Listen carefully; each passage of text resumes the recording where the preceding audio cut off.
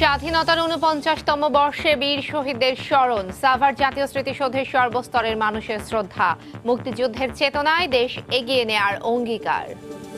শুদ্ধ সুরে দেশ জুড়ে গাওয়া হলো জাতীয় সঙ্গীত, বাংলাদেশকে এগিয়ে নেবে আজকের শিশুরাই, শিশু কিশোর সমাবেশে প্রধানমন্ত্রী। এবং বিএনপি জামায়াতের কারণে ৭১-এর গণহত্যার আন্তর্জাতিক স্বীকৃতি মেলেনি, অভিযোগ হানিফের। মুক্তিযুদ্ধের চেতনা ভুলুণ্ঠিত করেছে ক্ষমতাসীনরা, মন্তব্য মির্জা ফখরুলের।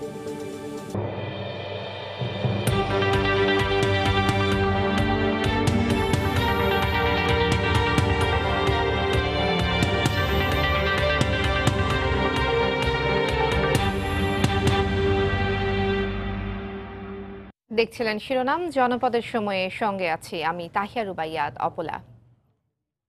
মহান স্বাধীনতা দিবসে ৭১-এর বীর শহীদদের শ্রদ্ধা ভরে স্মরণ করছে জাতি। ভোর থেকে আপামর জনতার ঢল নামে সাভারের জাতীয় স্মৃতিসৌধে। সবারই প্রত্যাশা বৈষম্য ঘুচিয়ে সংঘাত ভুলে মুক্তিযুদ্ধের চেতনায় এগিয়ে যাক বাংলাদেশ। ফারুক ভূঁইয়া রবিনের রিপোর্ট। বাংলার পূব আকাশে ৪৮ পেরিয়ে ৪৯ বছরে পা রাখা স্বাধীনতার রক্তিম সূর্য। বিনম্র শ্রদ্ধায় নত বাঙালির ঢল তখন গৌরবময় অর্জনের স্মারক জাতীয় স্মৃতিসৌধে। শহীদ স্মরণে এসে গত ৪৮ বছরের প্রাপ্তি অপ্রাপ্তি নিয়েও নানা ভাবনা ছিল সবার মাঝে। মুক্তিযুদ্ধের চেতনায় উন্নত বাংলাদেশ গড়তে ভেদাভেদ নয়, ঐক্যের জয়গানও ঝরল প্রতি কণ্ঠে। কিছু মানুষ বঞ্চিত থেকেই গেছে, তো তাদের ডেভেলপমেন্টের জন্য মেইনলি কাজ করতে হবে। লাল সবুজ বুকে ধারণ করে এগোতে চাই। ব্যর্থতা আছে, অনেক ষড়যন্ত্র হয়েছিল, কিন্তু তারপরেও কিন্তু দেশটা এগিয়ে গেছে। বিশিষ্টজন আর রাজনীতিকরা মনে করেন সমতা আর সুশাসন নিশ্চিতের মধ্য দিয়ে অপার সম্ভাবনার বাংলাদেশ একদিন মাথা উঁচু করে দাঁড়াবে বিশ্বের বুকে। সিদ্ধান্ত গ্রহণ প্রক্রিয়া যদি জনগণ অংশগ্রহণ করতে পারে, সে সুযোগ তৈরি করা হয়, আমি মনে করি সেটাই হবে সত্যিকারের গণতন্ত্র। নতুন প্রজন্মের সদস্যদেরকে বিশেষ মূল্যবোধ এবং আমাদের মহান মুক্তিযুদ্ধের চেতনা সেগুলোর ক্রমবিকাশ ঘটুক। গণহত্যা আন্তর্জাতিকভাবে এটা স্বীকৃতি আদায় করার জন্য আমরা অবশ্যই চেষ্টা করব। সন্ত্রাস, জঙ্গিবাদ, দুর্নীতির বিরুদ্ধে লড়াই চালিয়ে সুন্দর মানবিক বাংলাদেশ গড়া আর অর্থনৈতিক মুক্তি অর্জনের স্বপ্ন সবার বুকে। ৪৮ বছরের পথ চলার হিসেব নিকেশে অনেক ক্ষেত্রেই থাকতে পারে প্রত্যাশা আর প্রাপ্তির ফারাক, তবে সাফল্যের খতিয়ানও কম নয়। আন্তর্জাতিক অঙ্গনে আজ অভাবনীয় অনেক অর্জনের অনন্য দৃষ্টান্ত স্বাধীনতার সুবর্ণ জয়ন্তীর দ্বারপ্রান্তে থাকা লাল সবুজের বাংলাদেশ। সকলের সম্মিলিত প্রয়াসে সমৃদ্ধ আগামী, প্রগতি আর অগ্রগতির এই অভিযাত্রা আরও মসৃণ হবে, এমনটি প্রত্যাশা সবার। ফারুক ভূঁইয়া রবিন, সময় সংবাদ, জাতীয় স্মৃতিসৌধ, সাভার, ঢাকা। এর আগে ভোরে সাভারে জাতীয় স্মৃতিসৌধে ফুল দিয়ে শ্রদ্ধা জানান রাষ্ট্রপতি ও প্রধানমন্ত্রী।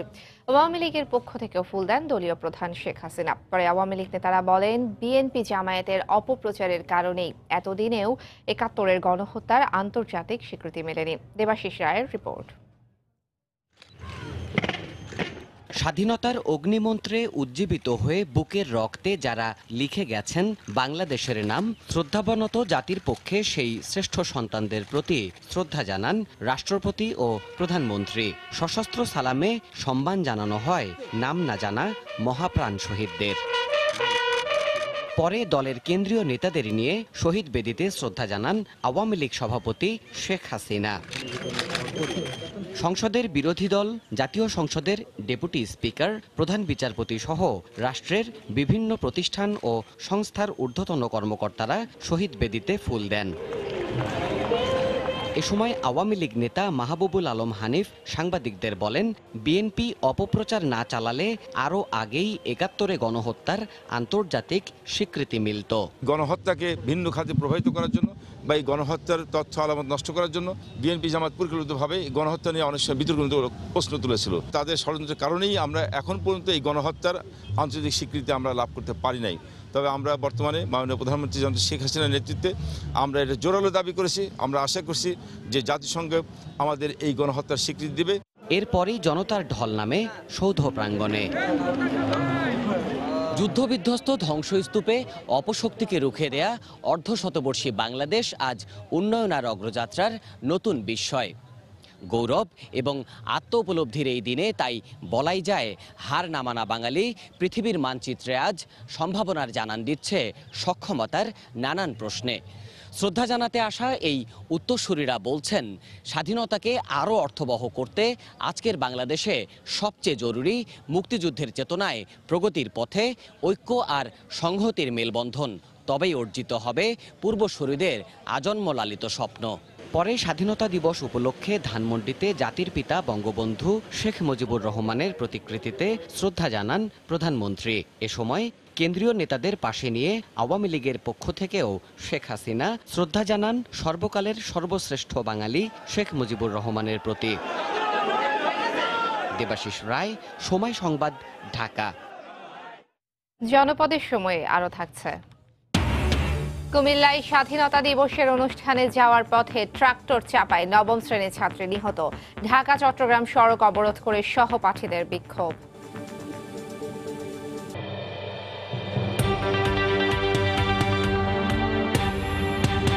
তরুণ সমাজের আশা আকাঙ্ক্ষা ও সমাজের নানা দিক নিয়ে আলোচনায় রাজধানীর মানিক মিয়া এভিনিউয়ে আছেন রিপোর্টার তরিকুল ইসলাম সৌরভ। সরাসরি যাচ্ছি তার কাছে।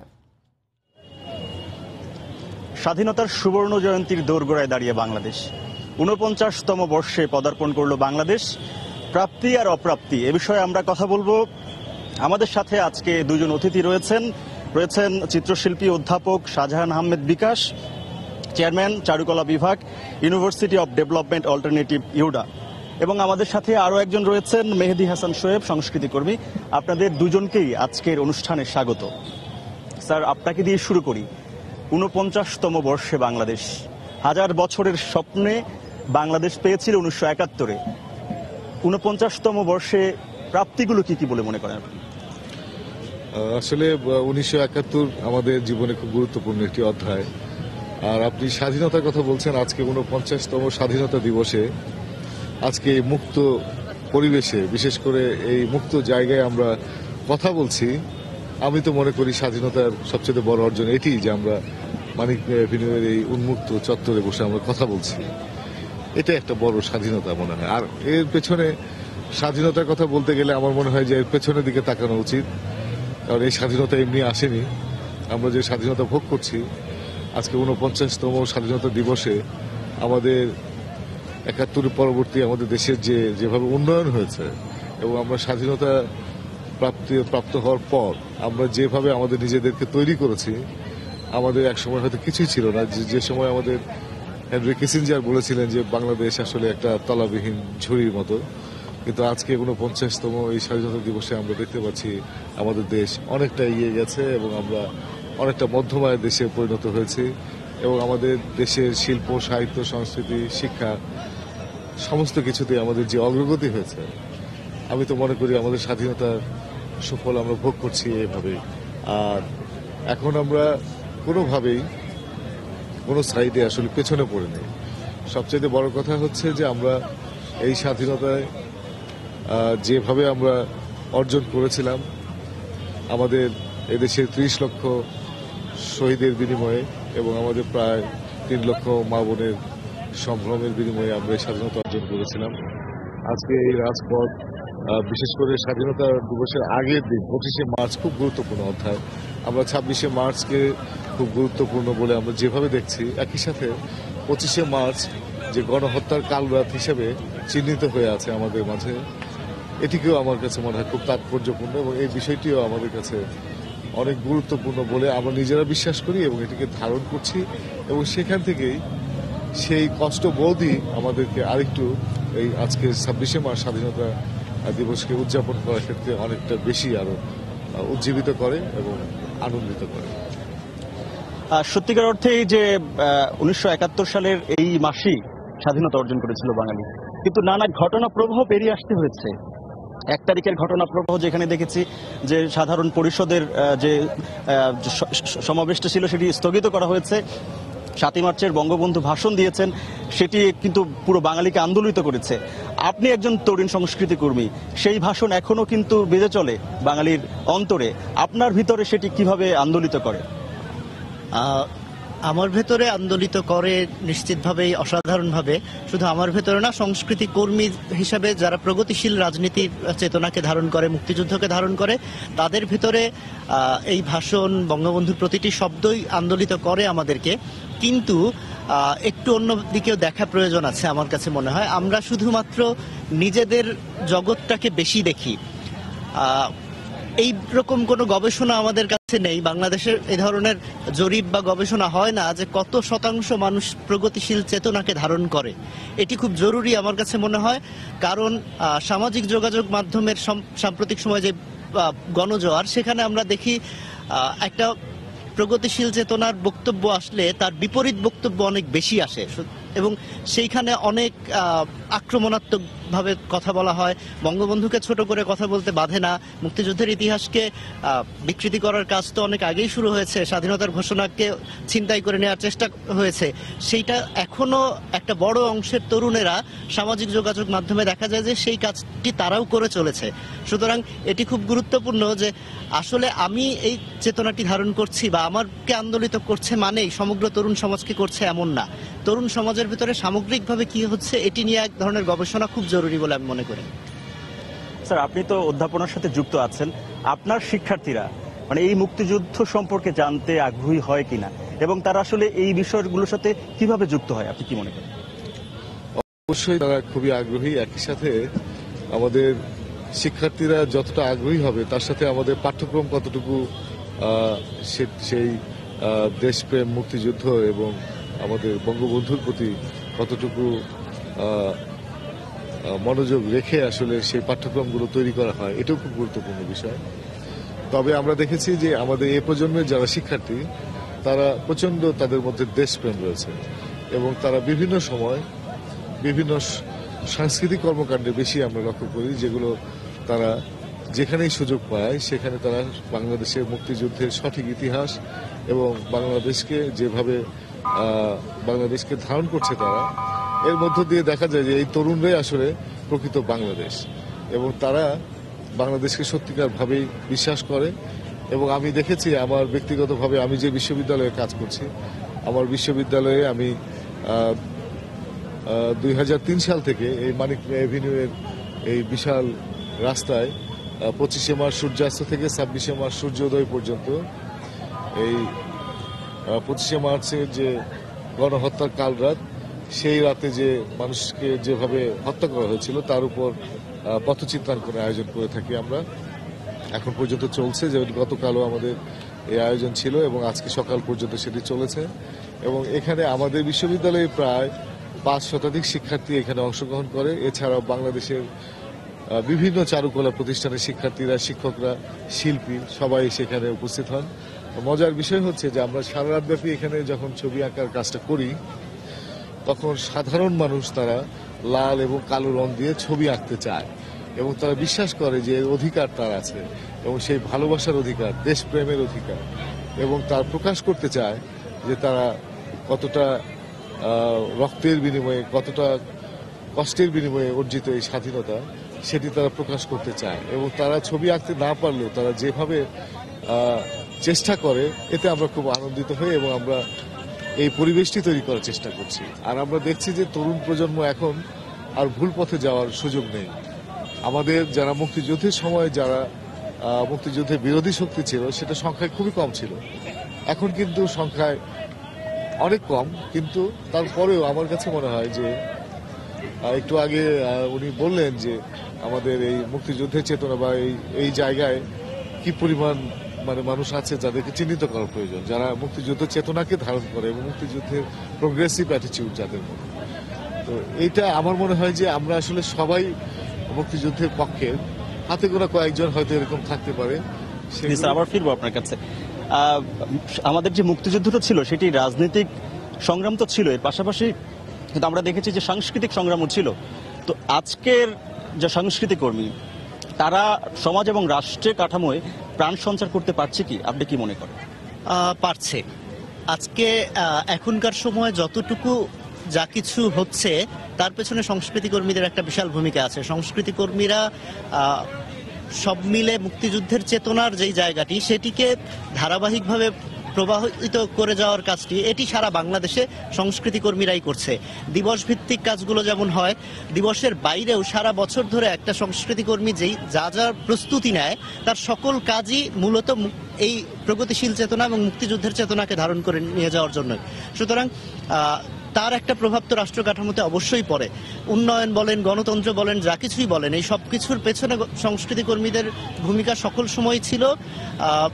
90তে গণতান্ত্রিক যে আন্দোলন, সেখানেও সংস্কৃতি কর্মীদের একটা বিশাল ভূমিকা ছিল এবং তার পরবর্তীতে যুদ্ধাপরাধী বিচার প্রক্রিয়ার সময় সংস্কৃতি কর্মীদের বিশাল ভূমিকা, এবং সেটি এখন পর্যন্ত আমার কাছে মনে হয় যে সংস্কৃতি কর্মীরা একেবারে সফলভাবেই তাদের কাজটি করতে পারছেন। স্বাধীনতার যে সূর্য উদিত হয়েছিল সেটি নিঃসন্দেহে অস্তমিত হবে না। বাংলাদেশ এগিয়ে যাবে অগ্রযাত্রায়, এমনটাই প্রত্যাশা। তো এই ছিল আজকের আয়োজন। স্বাধীনতা দিবসের বিশেষ আলোচনা নিয়ে রাজধানীর মানিক মে এভিনিউ থেকে আমাদের সাথে সরাসরি যোগ দিয়েছিলেন আমাদের সহকর্মী তরিকুল ইসলাম সৌরভ। জনপদের সময় আরও থাকছে। স্বাধীনতা দিবসের ডোকু অ্যালবাম প্রকাশ সহ দেশের বিভিন্ন স্থানে ব্যতিক্রমী নানা আয়োজন। হিলিতে বিজিবি বিএসএফ এর মিষ্টি বিনিময়।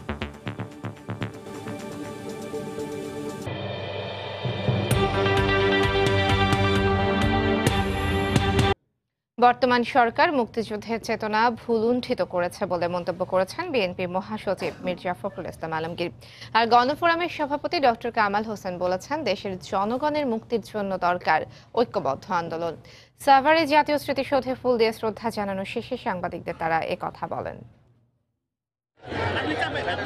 মহান স্বাধীনতা দিবস উপলক্ষে জাতীয় ঐক্যফ্রন্টের নেতা ডক্টর কামাল হোসেন সকাল 10টায় সাভারে জাতীয় স্মৃতিসৌধে ফুল দিতে আসেন।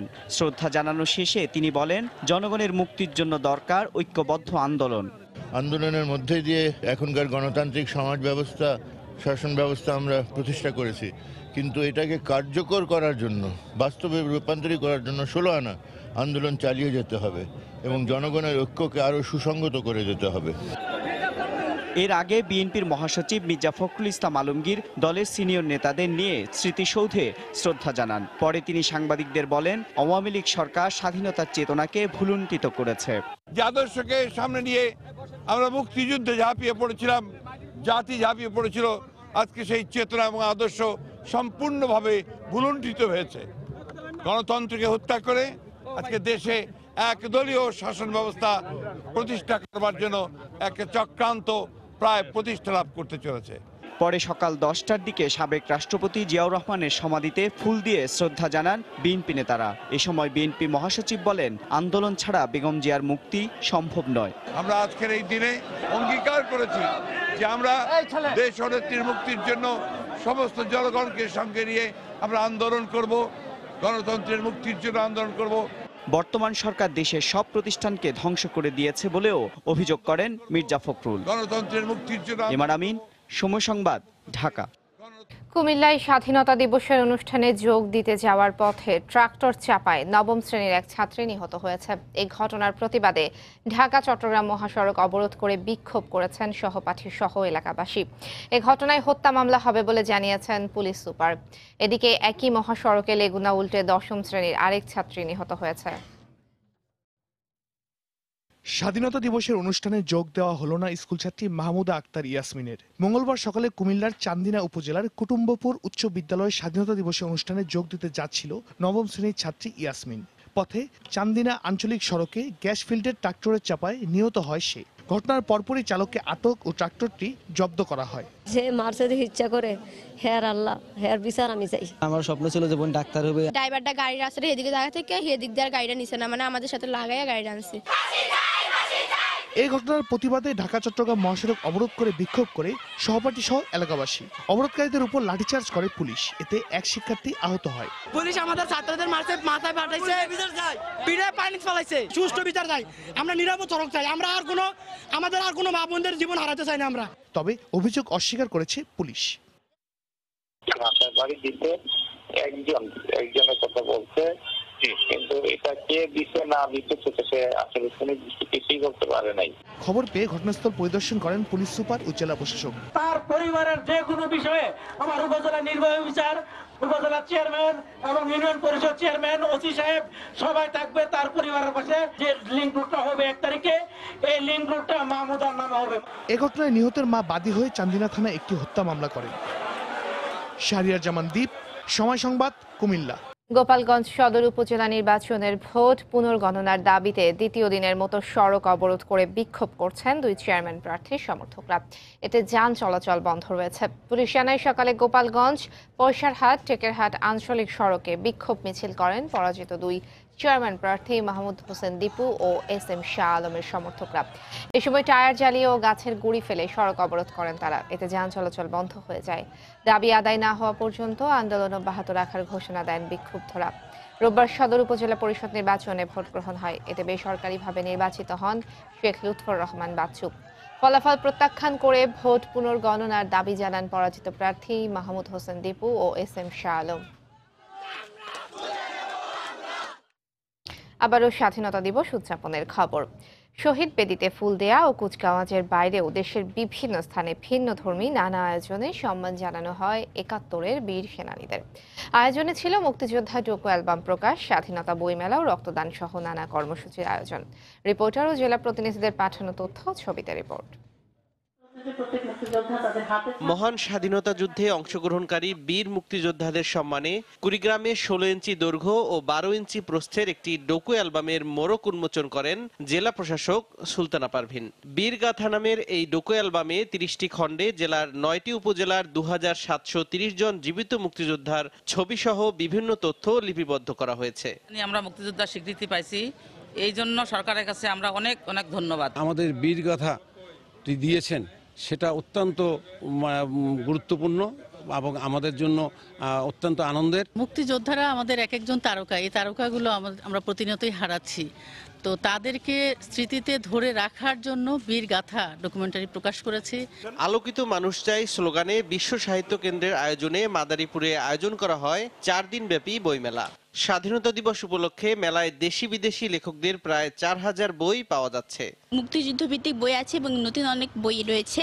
এইসব বই পড়লে আমাদের জ্ঞান বাড়বে। তরুণ শিক্ষার্থী আছে, তাদের মধ্যে বই পড়ার আগ্রহ তৈরি হবে, কারণ এখানে বহু শিক্ষামূলক বই আছে। দিবসটি উপলক্ষে হিলি সীমান্তে ভারতীয় সীমান্তরক্ষী বাহিনী BSF-কে মিষ্টি উপহার দেন বিজিবি সদস্যরা। সীমান্তে শান্তিপূর্ণ পরিবেশ বজায় রাখতে বিজিবি BSF একসঙ্গে কাজ করার প্রত্যয় ব্যক্ত করা হয়। স্বাধীনতা যুদ্ধে শহীদ মুক্তিযোদ্ধাদের স্মরণে মানিকগঞ্জে জেলা পুলিশের উদ্যোগে স্বেচ্ছায় রক্তদান কর্মসূচির আয়োজন করা হয়। পরে পুলিশ লাইন মিলনায়তনে এক অনুষ্ঠানে 24 জন মুক্তিযোদ্ধা অবসরপ্রাপ্ত পুলিশ সদস্যকে সম্মাননা দেওয়া হয়।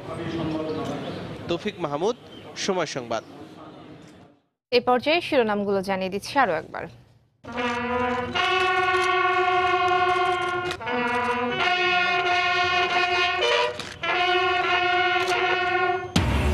স্বাধীনতার ৪৯তম বর্ষে বীর শহীদদের স্মরণ, সাভার জাতীয় স্মৃতিসৌধে সর্বস্তরের মানুষের শ্রদ্ধা, মুক্তিযুদ্ধের চেতনায় দেশ এগিয়ে নেওয়ার অঙ্গীকার।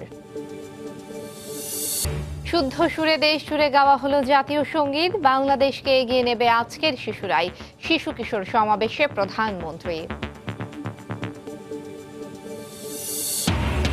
এবং বিএনপি জামায়াতের কারণে ৭১-এর গণহত্যার আন্তর্জাতিক স্বীকৃতি মেলেনি, অভিযোগ হানিফের। মুক্তিযুদ্ধের চেতনা ভুলুণ্ঠিত করেছে ক্ষমতাসীনরা, মন্তব্য মির্জা ফখরুলের। এই ছিল এখনকার মতো। যে কোনো খবর পেতে ভিজিট করুন সময়নিউজ.tv। আপনার মোবাইলে সময় সংবাদ দেখতে, সকল খবর পেতে ডাউনলোড করুন সময় অ্যাপ। সঙ্গে থাকুন সময়ের।